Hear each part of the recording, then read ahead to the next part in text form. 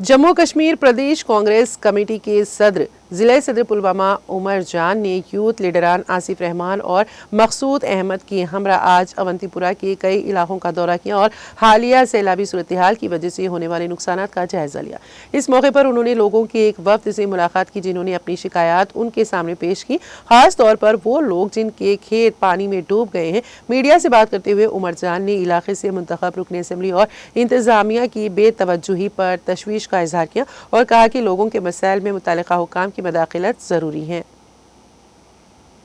Basically सैलाबी सूरत हाल के बाद जिस तरीके से पूरे साउथ कश्मीर, चाहे कुलगाम की आप बात करें और चाहे पुलवामा की बात करें, नुकसान अगर देखा जाएगा तो वो काफ़ी तर पुलवामा डिस्ट्रिक्ट में देखने को मिला। जिस तरीके से आज हम बेगपोरा, गाठ टोकना, गाढ़ांजीपोरा, रेशीपोरा, डुगरीपोरा, गुलजारपोरा, मलंगपोरा की अगर हम बात करें, काफ़ी तर नुकसान है। जो हमारे पैडी लैंड है, जहां मेरे किसान ने साल भर की मेहनत करके अब कोशिश कर रहा था कि मैं इस दांव को ले लूं,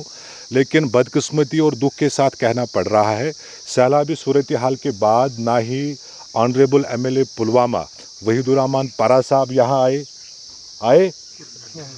और ना ही एडमिनिस्ट्रेशन के, चाहे तहसीलदार की बात करें, ADC अवंतीपोरा की बात करें या कंसर्न पटवारी की बात करें,